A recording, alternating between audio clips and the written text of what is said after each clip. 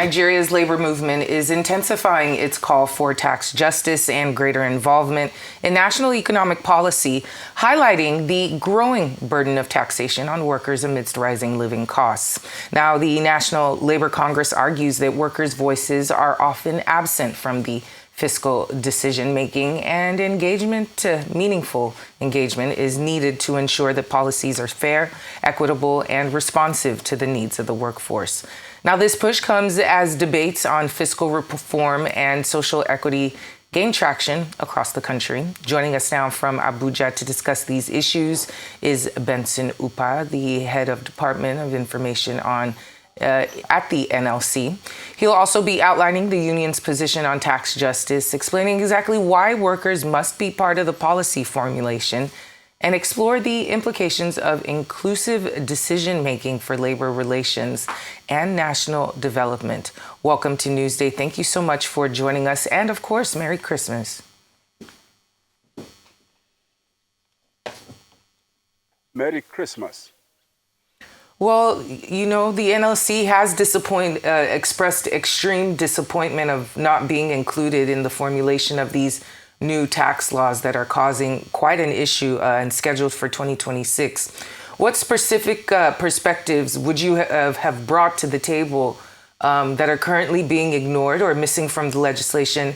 And how does that lack of consultation with workers during policy formulation affect the legitimacy and the compliance of tax laws once they're passed? Thank you very much.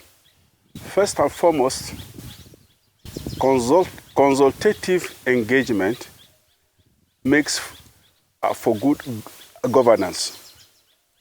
Once you have that in deficit, you will have dimensions of disagreement.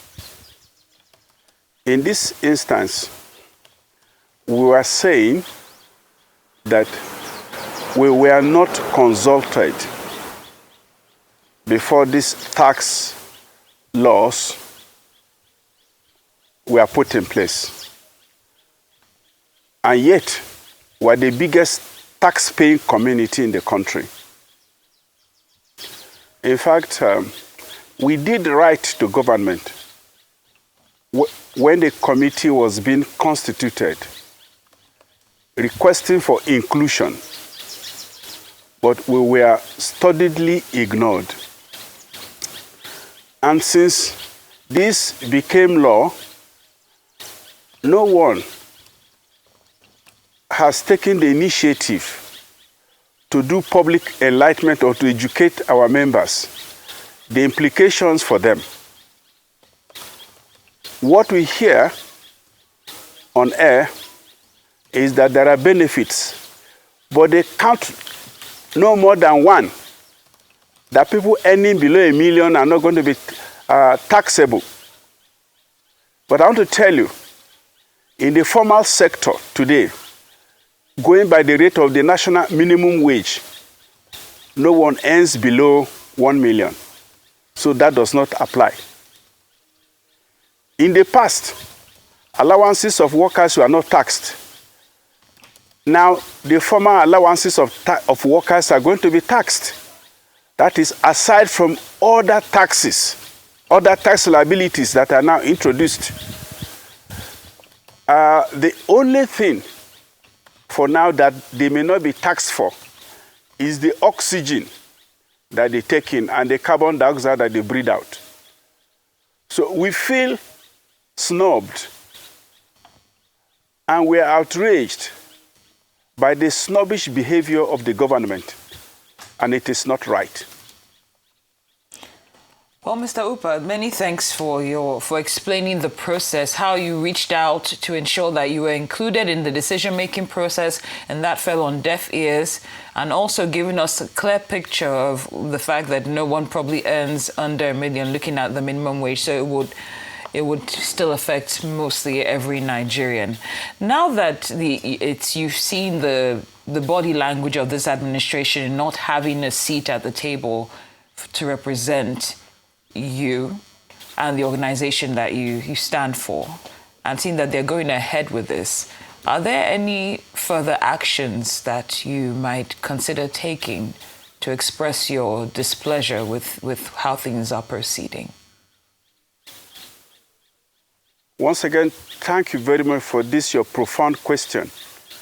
Even as we do not have a seat at the table, we are going to insist we are not part of the menu.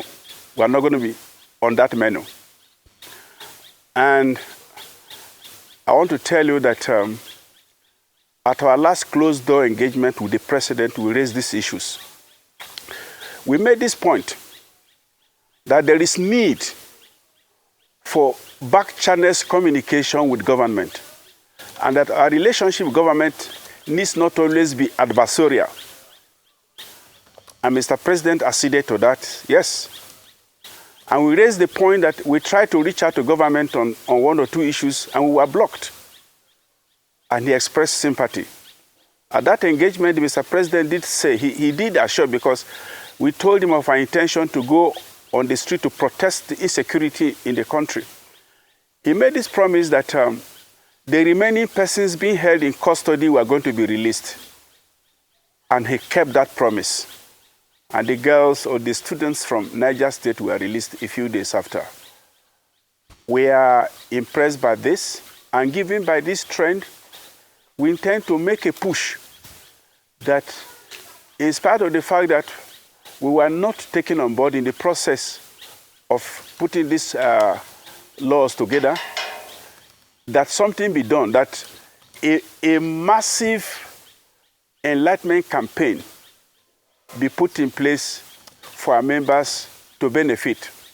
And until that is done, these laws should not be implemented, because the consequential effect will be quite obvious.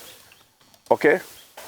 That which we do not own, that which we do not subscribe to, of course, we meet with a certain level of resistance from us. But not just us. It's a generality of the public. It's a generality of Nigerians. Ibn Khaldun says, when taxes are low and when the process of collection and use are transparent, most citizens will pay. But when taxes are high and the uses to which they will be put to are opaque, there will be resistance. It is in that respect that I say we in the organized labor are capable of expressing our feelings if the need arises, if government does not speedily move to do the needful. And that will not, in this instance, be public engagement with organized labor. And there are allegations of distortions and forgeries in the tax bills that are currently being put before the National Assembly. Could you elaborate on the NLC's specific concerns regarding the integrity of the documents? Well, we have read that in both print and electronic media. We have also seen a video clip of a member of the National Assembly issue a disclaimer and saying something about his integrity being impugned upon. And I want to say this is a very, very serious matter. If the executive, in its ambition, in its inordinate ambition to have its way, could go out of its way to twist what the National Assembly has done, that is a serious offense. If let me tell you without mincing words, it is a treasonable offense. Okay? Because the executive, without the permission of the National Assembly, has no right to alter what the National Assembly has done. So the first thing to do if this is true, is to quietly find a way of dealing with this matter and then apologizing to the National Assembly. If the executive does not do this, and this spirals into the public domain the way it is doing, I want to tell you that this is going to have a major consequential effect. And I want to tell you, be part of that process. Well said, Mr. Upah. Earlier on, you mentioned that Labour is taking a stance, NLC is taking a stance for the need for the government to enlighten members and also Nigerians about this new tax reform. But I'm just wondering, from the body language and all the, maybe as an insider, what you've heard from your quarters, why do you think there's such hesitation in giving this tax reform law the enlightenment that it deserves, and the attention is going to the implementation for it to kick off immediately? Why do you think that's happening? You see, there is need for consultation. There is need for education. There is need for enlightenment. You see, the citizenry are not your domestic animals or pets. They have certain rights, and some of those rights are inalienable. They are fundamental. And no one, no matter how powerful they are in a position to violate those rights. So the right to know about a policy as broad and as deep as the issue of new taxes, I mean, it's not something to be taken lightly. So much is involved. So we Nigerians are deserving of that enlightenment, that education. And then what we stand to benefit from this. And then to also allay our fears that this money, that these new taxes are not intended to enrich a set of individuals. Okay? We need all of that. Let me tell you this. It is about our blood. It is about the life of this country. I must also say this. Yes, I do not intend to preempt anything, but I must also say this. No country gets rich by unnecessarily taxing its citizens. Quote me. If you know of any case in history, tell me about that. Even right-wing extremists like the late Prime Minister of Britain, Margaret Thatcher, did say this, that countries do not get rich by overtaxing their citizens. Well, thank you. Your NLC president, Joy Ajaero, recently mentioned that the power is inherent in the numbers. If the government proceeds with the January 1st taxation implementation without further consultation, what collective actions are the NLC prepared to take? I tell you this without hesitation. The appropriate organs of the NLC will meet and take the decision what next to do. But no one should take us for granted. No one should take Nigerians for granted. This is our only country, our only hope. Every other nation, every other country recognizes this reality, except some people in power and in authority. All right. Mr. Upah, I know you've made your stance very clear, but some argue that these tax reforms will broaden the tax base and reduce worker burdens. Do you see, from what you know so far about it, do you see that being a possibility or not? Absolutely, such a possibility does not even remotely exist. I've just given you an example. They tell you that if you are earning so something, you're going to be tax-free. And I've just told you, from the perspective of earnings, In the public sector, no worker in the minimum wage bracket earns below $1 million. So this logic does not apply to this. In the private sector, they even earn better. So this does not apply to us. But now, from what I heard, certain allowances workers earn are taxable. But these are not the only taxes that are going to pay. There is a whole range of taxes that they have to pay. Now, when we come to consumer issues, like electricity, like telecom tariffs, we're already paying through the roof. Now, let me ask you a reasonable person question, as they say in law. Are you able to put on the air conditioning system in your house in this hot season?